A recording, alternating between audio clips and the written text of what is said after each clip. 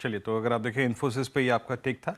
Nifty IT करीब 100 अंक ऊपर, लेकिन जैसे कि आपको मालूम है 10 का दमदार ट्रेड में अब 10:10 और ये समय होता है आउटलुक 2023 के लिए। अगर आप देखें क्या व्यू है बाजार के बड़े दिग्गज विशेषज्ञों का इस श्रृंखला में, अब आइए चलते हैं। आज श्री नीलेश शाह हमारे साथ एमडी सीईओ कोटक एमसी के जुड़ चुके हैं बात करने के लिए।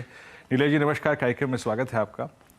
आई थिंक ये चर्चा आपकी और मेरी 2023 के आउटलुक को लेकर अगर 5 दिन पहले शुरू हुई होती तो मेरा पहला प्रश्न कुछ और होता, लेकिन ये कल से जो कोविड का फियर जो चीन से आ रहा है, उसके बाद अगर आप देखें शायद चर्चा का विषय एकदम से बदल गया है।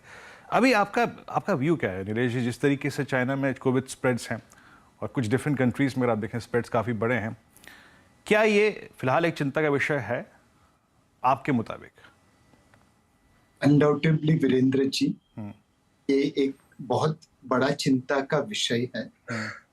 अगर आप पिछले 2 साल को देखें तो लोगों को यही संशय है कि चाइना के वुहान में ये वायरस एक लेबोरेटरी से निकला। इसकी हम पूरी तरह जांच पड़ताल नहीं कर पाए और उस वजह से पहली बार भी दुनिया को और भारत को बड़ी कीमत चुकानी पड़ी। आज भी चाइना में जो हो रहा है वह एक सीक्रेसी के जो दायरे में है। हमें आज भी उतना पता नहीं चल रहा है इस वायरस के बारे में जितना हमें जानना चाहिए। तो अनडाउटेबली मार्केट इस चीज को ध्यान रखेगी। China manufacturer to the world है। अगर वहां पे कोविड की वजह से रुकावटें आती है, वापस जीरो कोविड पॉलिसी लगाते हैं, तो कमोडिटीज मार्केट के ऊपर और सप्लाई चेन, ये दोनों के ऊपर बहुत बड़ा इम्पैक्ट आ सकता है। Every dark cloud has a silver lining. आज चाइना दुनिया का सबसे अग्रेसिव मैन्युफैक्चरिंग नेशन है, बट ये टाइप की इवेंट बाकी देशों को मजबूर करेंगे कि हम चाइना से डाइवर्सिफाई करें, और चाइना +1 की जो थीम बन रही है वह और गति पकड़ेगी।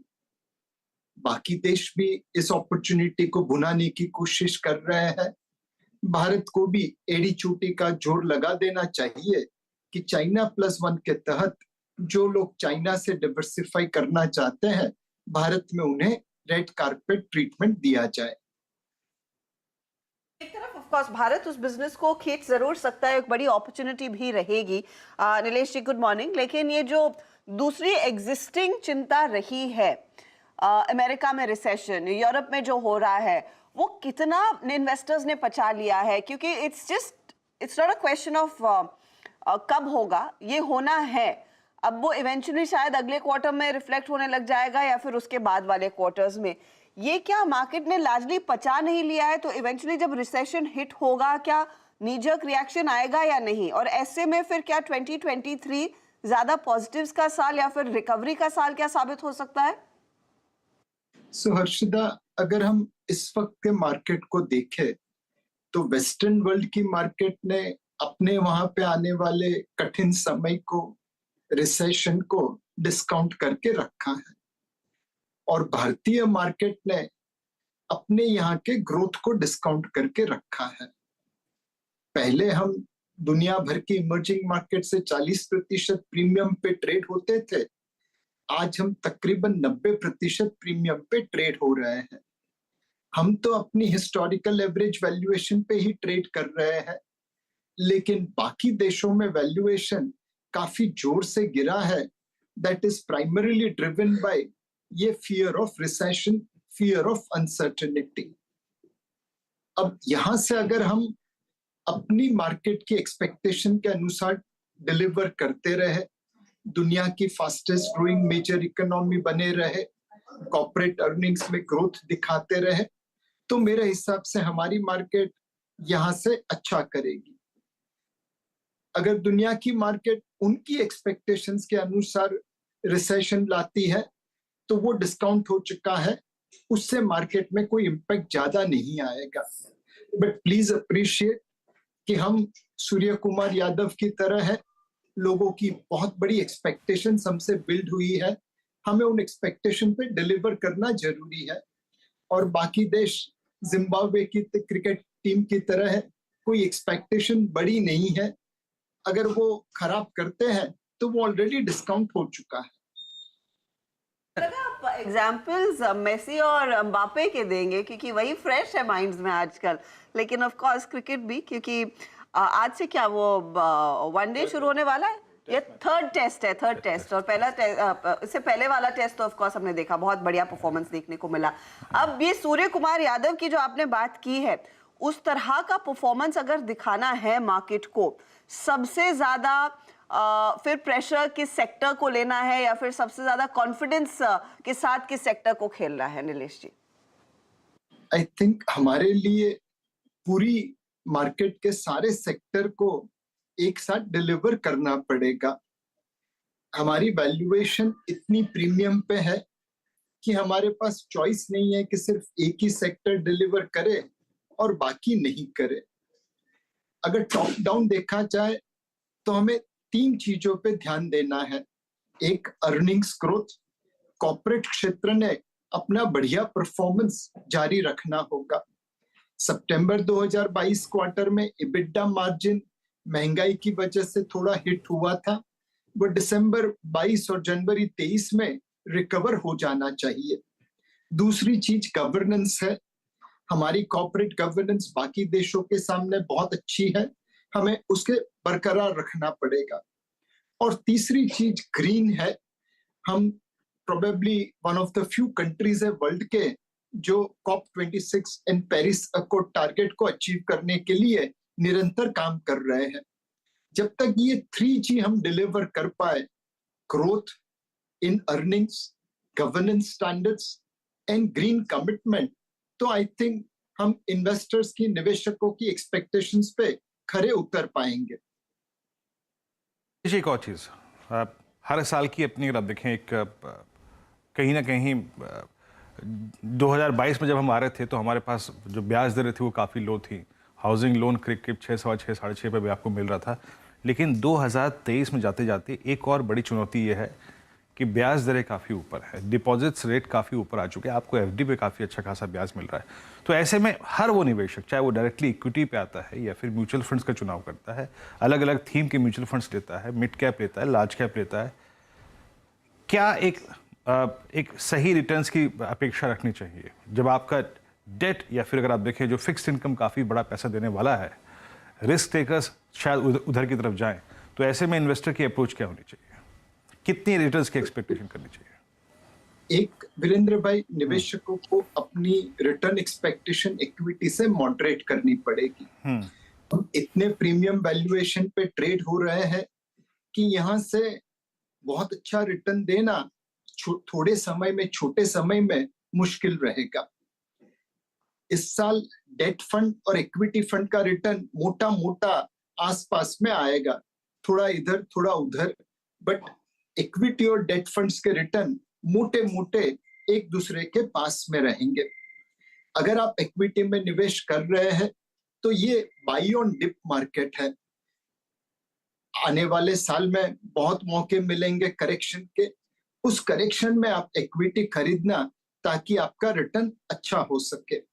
डेट को भूल मत जाना, वह एक एंकर की तरह आपके पोर्टफोलियो को नियंत्रित करता है। डेट फंड में अप टू 3 ईयर होराइजन वाला पैसा लगाइए और इक्विटी फंड में 3 साल से ज्यादा अवधि वाला पैसा लगाइए और बाई ऑन डिप्स जरूर फॉलो करिए। 2023 डिसिप्लिन निवेशकों को पैसा बना के देगा जो अपने असेट एलोकेशन को डेट और इक्विटी में संतुलित रखेगा।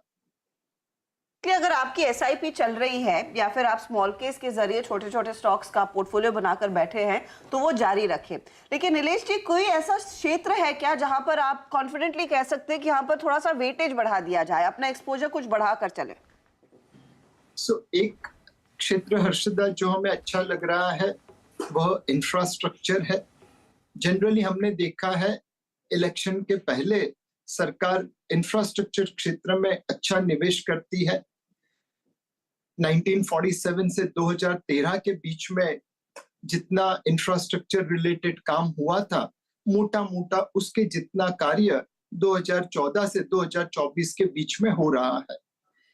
अब प्राइवेट सेक्टर का निवेश भी इन्वेस्टमेंट की तरफ बढ़ रहा है। ये सारी चीजें मिला के जो इंफ्रास्ट्रक्चर रिलेटेड कंपनी है उनमें निवेश कर सकते हैं। और चीज़ है पॉसिबल अगर आप देखें, आई थिंक रियल स्टेट पे मैं आपका पूछाऊंगा, क्योंकि मैंने इससे पहला प्रश्न में नीलेश जी ब्याज दरों को लेकर ही पूछा, और मुझे याद है जब CY22 में मैं आपसे शुरुआती जनवरी फरवरी मार्च में बात करता था तो हमने एक थीम को बहुत अच्छी तरीके से खेला था, रियल स्टेट प्लस एंसिलरी, मतलब जो होम इम्प्रूवमेंट वाली कंपनियां हैं। अब वहाँ क्या व्यू रखेंगे नीलेश जी? अब शायद अगर फरवरी और अप्रैल में ब्याज दरें और बढ़ी तो ये आपका हाउसिंग लोन करीब करीब 10 सवा 10 का होगा। अगर डबल डिजिट में आपका हाउसिंग लोन गया तो ऐसे में रियल स्टेट प्लस एंसिलरी यानी होम इम्प्रूवमेंट, वहां पर आपका व्यू? सो वीरेंद्र भाई, रियल एस्टेट क्षेत्र में बहुत कम चॉइसेस है लिस्टेड क्षेत्र में। उससे अच्छा हमें लगता है कि रियल एस्टेट एंसिलरी जो क्षेत्र है वहां पे निवेश करना चाहिए। सीमेंट हो, टाइल्स हो, पेंट्स हो, कंज्यूमर ड्यूरेबल्स हो, ये सारी जो क्षेत्र है रियल एस्टेट से जुड़े हुए, वहां पे निवेश करना हमें अच्छा लग रहा है। जैसा आपने बताया, हाउसिंग लोन्स के ब्याज की दरें बढ़ रही है तो उसकी थोड़ी इम्पैक्ट रियल एस्टेट सेल के ऊपर आनी चाहिए, बट उसके साथ साथ रियल एस्टेट सेक्टर की अफोर्डेबिलिटी काफी बढ़ी है। पिछले कई सालों से रियल एस्टेट के प्राइसेस इन्फ्लेशन से कम बढ़े हैं, उस वजह से कंज्यूमर के हाथ में रियल एस्टेट अफोर्डेबिलिटी बढ़ी है।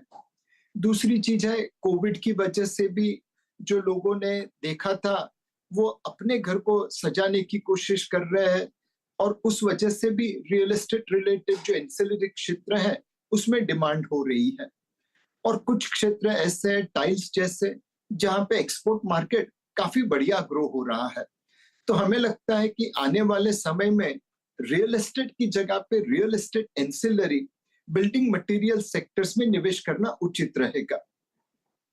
चलिए नीलेश जी, बहुत बहुत शुक्रिया, आप इस कार्यक्रम में शामिल हुए और 2023 को लेकर आपकी जो व्यूज़ हैं वो आपने हमारे साथ शेयर किए, और एक बार फिर से आपको 2023 की अग्रिम शुभकामनाएं। ईश्वर करे ये साल आपके लिए मंगलमय रहे और आप निवेशकों को और CNBC आवाज़ के दर्शकों को और पूरी इन्वेस्टर लॉबी को यूं ही अच्छी अच्छी रिटर्न से एक हाई इंटरेस्ट रिजीम में पैसा बना के दे पाए। बहुत बहुत शुक्रिया सर इस कार्यक्रम में शामिल होने के लिए।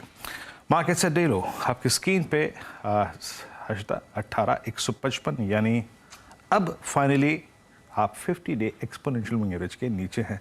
वक्त जो है एवरेज के पास आपको ले ही आता है। टेक्निकल्स में एक बड़ी खूबसूरत टर्म है, वो एवरेज जो है ना वो आपको खींचता है, और कोई ना कोई इवेंट आता है जो उस एवरेज के पास आपको ले जाता है, छोड़ देता है। और आज इनफैक्ट अब डे लो पर 18,144 तक का लो अभी अभी छुआ, 146 तक के लेवल्स देखने को मिले हैं। स्वाति, कोई इंडेक्स पर फ्रेश ट्रेड लेंगी आप? कुछ अग्रेसिव मंदी का सौदा लेकर चले या फिर Nifty bank? Yes, bank Nifty पे नहीं बट निफ्टी पे डेफिनेटली हम शॉर्ट्स जा सकते हैं, क्योंकि मुझे लगता है ये 50 DMA का ब्रेकडाउन दे सकता है। ऊपर में 18,270 का एक क्रूशियल रेजिस्टेंस लेवल है, तो वो एक स्टॉप लॉस रखी, you can go short for a target of 18,000 rupees. 10,000 के टारगेट के लिए अब मौका बिकवाली का। 18,070 की तो बात काफी हो रही थी, अब 18,000 की तरफ भी टारगेट्स आने शुरू हो चुके हैं। 18,144 डे लो पर ठीक खड़ा है निफ्टी इस समय। शिल्पा, हम पहले भी यूपीएल का जिक्र कर रहे थे, यूपीएल टॉप लूजर्स में शामिल है आज के लिए। इसके पीछे ऑफ कोर्स फिर बजाज फिनसर्व है, आपका टाटा मोटर्स, इंडसइंड, एक्सिस जैसे काउंटर्स। अच्छा, एक बार डायरेक्टर साहब प्लीज इंडेक्स के कंट्रीब्यूटर्स लेकर आइएगा। सबसे बड़ा ड्रैग इस समय क्या साबित होता हुआ दिखाई दे रहा है, वो साफ हो जाएगा, क्योंकि pressure of course her pocket से आज के दिन बनता दिखाई दे रहा है। निफ्टी के कंट्रीब्यूटर्स आपकी स्क्रीन पर आ जाएंगे, जहां पर आप देखिए एक्सिस बैंक, L&T, ITC और TCS। तो ITC जिसका जिक्र आप वीरू कर रहे थे, अब क्लियरली वो ब्रेक नीचे की तरफ आता हुआ दिखाई दिया है, और इन्फी, सनफार्मा, कोटक, भारती थोड़ी बहुत तेजी की तरफ बैठे हैं, लेकिन एक्सिस का अच्छा खासा योगदान नीचे की तरफ। जी, और एक बात पे कहूंगा, इंडेक्स ट्रेडर्स को अगर आपने सुबह शॉर्ट किया था, 2 पॉइंट्स बहुत क्रिटिकल थे। कल का आखिरी का 15 मिनट का प्राइस वो था 200, 205 का क्लस्टर। कल का लो, आज की रणनीति भी एक बात मैंने क्लियर कही थी कि yesterday's low can generate a pull back, can, लेकिन अगर वो गया तो याद रखिएगा प्लीज रणनीति का जो दूसरा भाग था बेस 2 18064, याद रखिएगा इस वीकली कॉन्ट्रैक्ट में जिसकी आज एक्सपायरी है 22 दिसंबर के, मात्र यही वो कॉल 18,000 की और 18,100 की करीब करीब समझ लीजिएगा कि 1.5 करोड़ पुट होल्ड करती है। तो 18067 पर इसके बाद नजर रखिएगा। फिलहाल एक ब्रेक का वक्त है और जब ब्रेक से लौटेंगे तो इस थोड़े से उलझे हुए बाजार में आपके ट्रेड्स जो लॉसेस में है या फिर प्रॉफिट्स में उन पर करेंगे बातचीत ट्रेडर्स हॉटलाइन में नीरज जी के साथ।